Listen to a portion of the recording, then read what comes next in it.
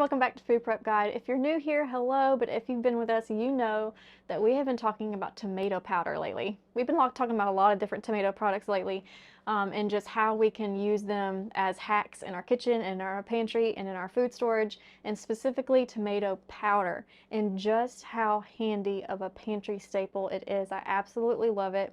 I have been able to get rid of 4 products and replace them and make all of them with just tomato powder. We do have that video. I will link that on the screen at the end of this one if you're interested in checking it out. But today we're going to talk about how to actually make the tomato powder. Of course, you can buy it at the store, but you can make it yourself just as easily at home. So there are 2 primary ways to make tomato powder. Number 1 is just using tomatoes, and number 2 is using an already tomato pureed form, like tomato sauce, tomato puree, or even tomato paste. So the first way with tomatoes is you're just going to want to just slice them or dice them into smaller pieces. You wouldn't want to put halved or quartered tomatoes for dehydrating. You're going to want to either slice them or cut them into chopped dices. You know what I mean. Cut them up small. And then put them on your tray and dehydrate that way. And then we'll powder them, which we're going to show you on camera and later in this video. But today I'm going to be using an even faster and even easier way to get tomato powder on your shelf, and that is just dehydrating tomato sauce. So I really am excited to do it this way. I've always done it with just regular tomatoes from either our garden or from the store, or even just buying it at the store, because sometimes you can actually buy it cheaper than what I would be able to grow on enough large volume to create as much tomato powder as I need, because that is one caveat. It takes a lot of tomatoes to make tomato powder. It condenses so small, which you will see. And what I'm going to do is I have several of these cans, and I'm going to be dehydrating all of them, but I'll only have one tray out to show you. But I'm going to keep track of how many ounces that we dehydrate, and then at the end of the video I'm going to show you how it converted down to powder form. So I can tell you like 7 cans converts to half a pint or something like that. But stay tuned for that. I will track it and I will let you know at the end of this video what we end up with as far as conversions go. But I've never done tomato sauce before. I've done tomato puree, so I know it's going to work. I know that this is going to work totally fine.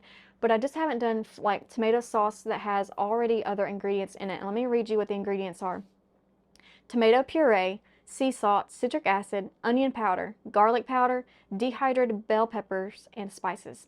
So it is already flavored, and sometimes tomato powder can be really bitter to the point where when I'm reconstituting it to make tomato paste or tomato sauce or tomato juice, I will often add a dash of salt and a dash of sugar to cut down on that bitterness.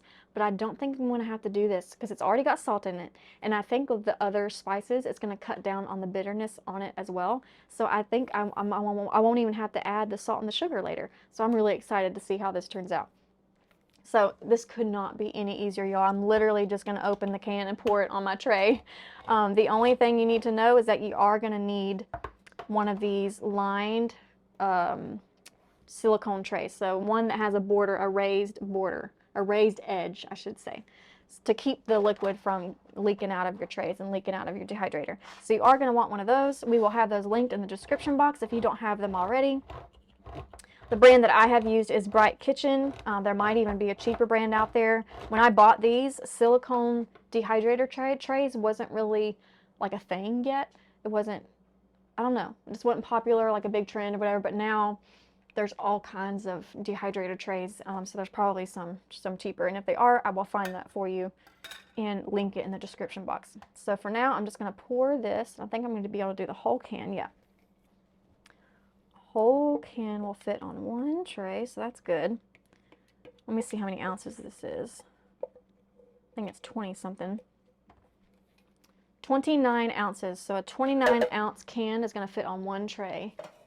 And then I'm just going to take my spatula and smooth it out. Wow, that smells really good. It smells like it's flavored really well. That's nice.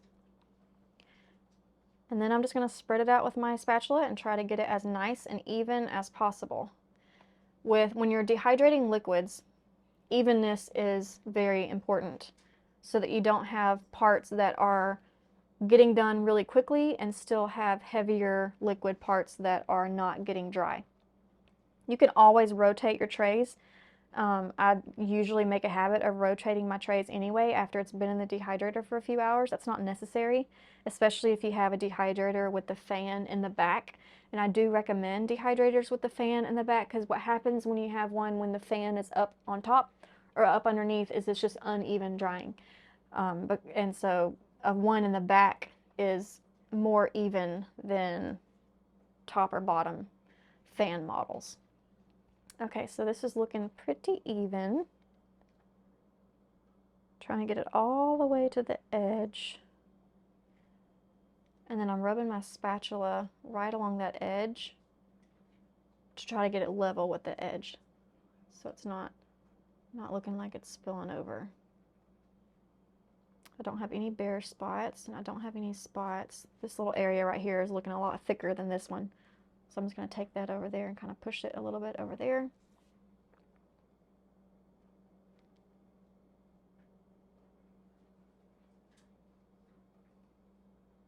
When I have dehydrated tomato products in the past, one thing that can happen is no matter how even you get it, you still have, it's still some uneven drying.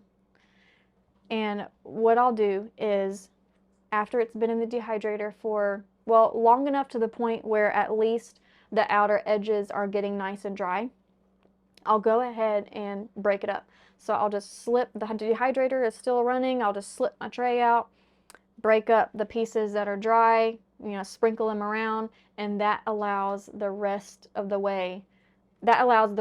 drying time to be even drying time, and then everything comes out of the dehydrator evenly dried. So that's one tip that you might need to use for this tomato sauce. It's ready to go in the dehydrator. How easy was that? We're going to dehydrate at 125 degrees Fahrenheit. That's what I usually dehydrate most things at. You can go up to 130. You could even push it up to 135. I just recommend the lowest, the better. The lower, the better, because you can retain more nutrients that way. So I pretty much set my dehydrator at 125 degrees Fahrenheit, and that's pretty much where it stays, unless I'm doing super, super juicy fruit or meat, any kind of meat products. Okay, I'm going to put this in the dehydrator, 125 degrees Fahrenheit. When we come back, when it's done, I will let you know how long it took, and I will show you what to check for signs that it's properly done. And we'll be back when that's done. Welcome to Food Prep Guide. My name is Jordan. I'm a homeschooling mom to 3, living on 3 beautiful acres with my wonderful husband. A health crisis forced our family to change the way we think about food. Unfortunately, it also put us in financial hardship. Thankfully, the solution to both challenges was the same: to live off the land as much as possible. For us, that means growing a garden, preserving the harvest, raising chickens, and cooking from scratch. It's definitely a family affair. And friends, too. Meet Stacy, researcher, author, and lifelong learner. She entered the world of food preservation in the crazy days of 2020. She joined a gleaning co-op, and a local grocer offered her clearance produce in bulk, and so the adventure began. Together, we're reclaiming the old ways of food stewardship and teaching them to the next generation. If there's one thing you should know about us, it's that we love Jesus and seek to steward his blessings wisely. Our table always has room for one more, so y'all come join us. Good morning. That's right, it is the next day. I went ahead and let this just go through the night. It wasn't quite done when I went to bed last night around 9:30, and it probably only needed maybe 2-ish hours, but it was totally fine to go run through the night. I wasn't going to stay up and babysit it. That's what's wonderful about dehydrating at a lower temperature. You can let it run through the night and not worry about it burning. Okay, so let's look at our tomato powder, and let's note a few things.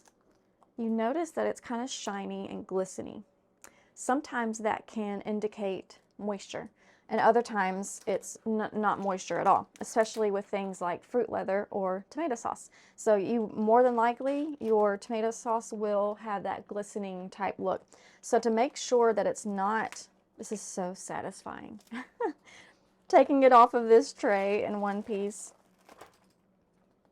Isn't that so cool? Look how smooth it is on the back, textured on the front. It's so nice. I love how pretty it is.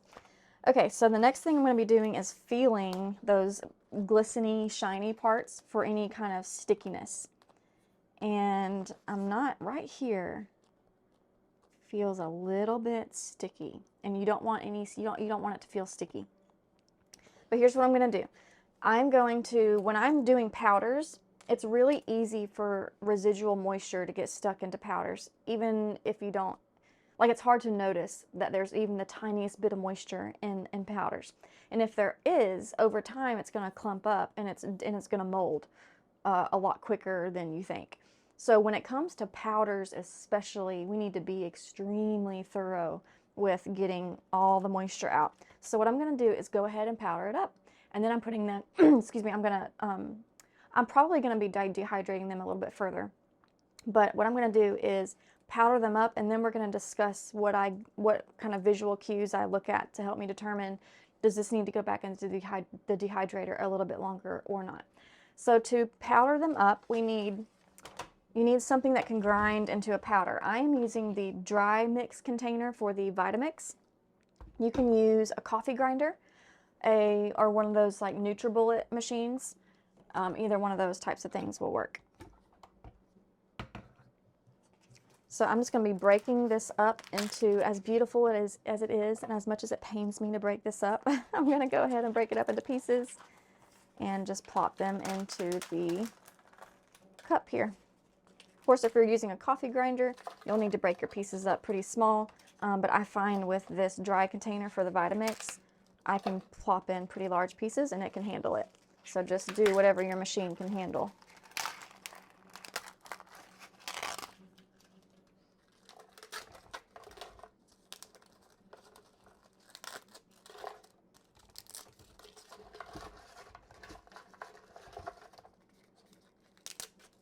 Yeah, I'm feeling, as I'm breaking this up, my fingers are getting a little bit sticky.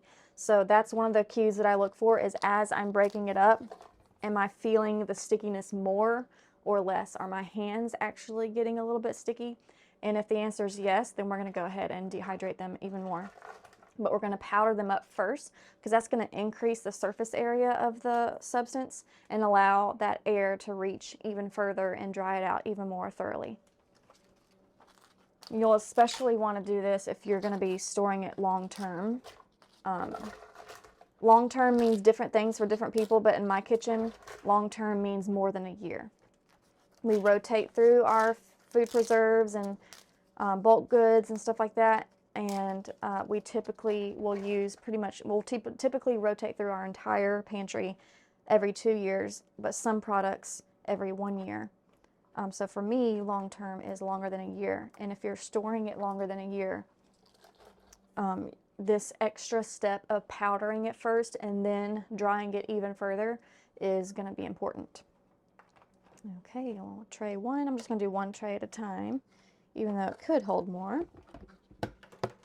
Okay, here we go.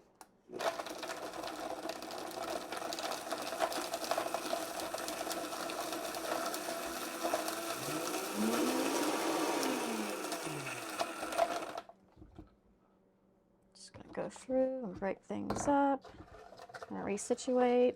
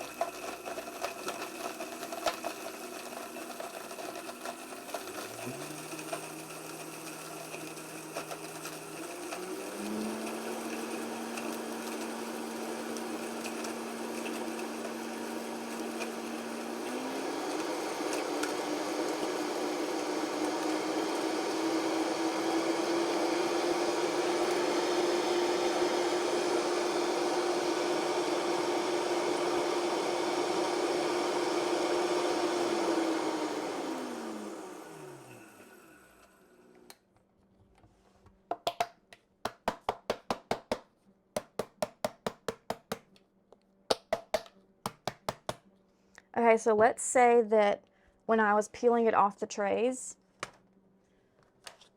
let's say that I didn't pretend that I didn't feel any stickiness and that my fingers weren't feeling a little bit sticky. If that were the case, then I would still be doing the next check, which is to see how the powder looks when I pour it out onto the tray. And what I would do is I would just take my fingers and just pick somewhere in the pile and squeeze it with my fingers. And when I take it away, does it stay in a clump? See how that's staying in a clump right there? That's not good. That's moisture. Completely, thoroughly dry powder isn't going to stay in a clump when you squeeze it. So I'm just going to pick another area of the pile, squeeze it into a clump. Look at that. It stays in a clump. So this is not thoroughly dry, even though it's dry enough to powder. Look at that. I mean, it looks totally powdered, totally dry, but it's not because of those tests that we just discussed. So I'm going to get all the rest of this powdered, and we'll be back in just a second. Okay, so we consolidated 3 trays of the tomato sauce down into 1 tray, and it's definitely clumping. So we certainly need to go back into the dehydrator. So at this point, I'm just breaking up any clumps, trying to, and then I'm going to spread it out really good. So it's a nice, very thin layer.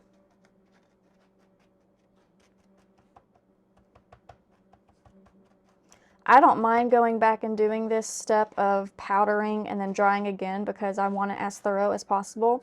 But one way that you could potentially avoid this step is to, you know how we dumped that whole can of, I think it was 29 ounces, that whole can of sauce, like it was basically 1 can per tray. You could do half of the can per tray and get it extremely thin, so thin that you can still see the tray through the sauce. You can still, like my tray is green, you could still see the green tray through the sauce. And you probably would be able to get it thoroughly dry that way without having to powder it and re-dry it. But I don't mind doing this extra step. It's kind of like a peace of mind thing, knowing that I'm going to be able to get it extremely thoroughly dry, especially considering that it might need to sit on my pantry for about a year before I fully use it all. I have several more jars to do after this. I bought 6 or 7 jars, so I'm going to have more of this to do, and it might take me a full year to get through all of it. I don't know, we'll see. But anyway, that's something to try. The thinner, the less you put on your tray, the quicker and more thoroughly it's going to dry. So you could try just half a jar per tray.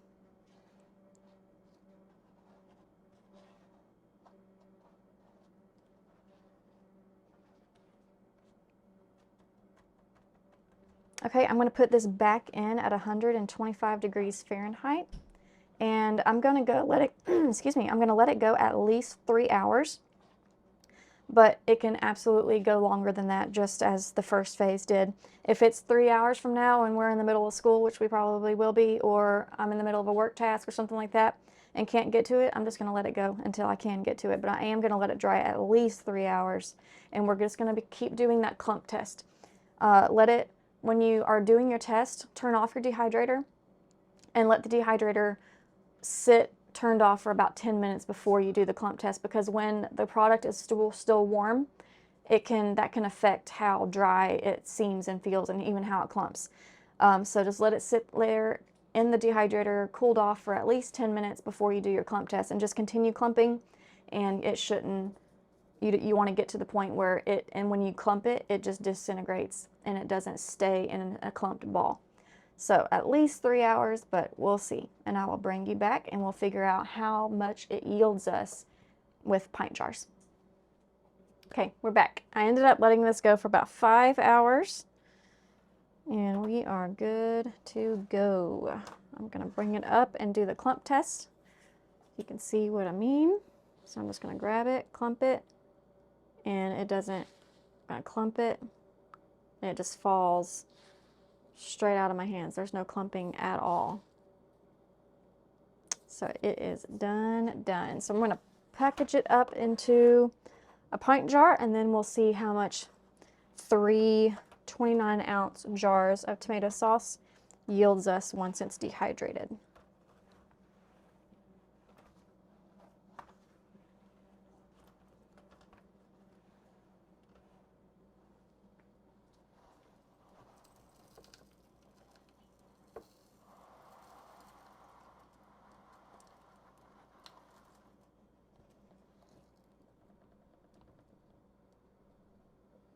Okay. Looks like about 3/4 of a pint jar. I'm thinking 4 29-ounce jars of tomato sauce might make a full pint. So there you go. See, very, very easy peasy. If you missed our video on the 4 products you can replace with tomato powder so that you can save on storage space, check out the video that is popped up on the screen right there in front of you, and you won't regret it. I don't know how long it's been, but at least a year since I stopped buying those 4 products and just used tomato powder instead, and it has saved so much space in my pantry and storage areas. Fantastic for a small home. Hope that helps y'all, and we will see you next time. Bye.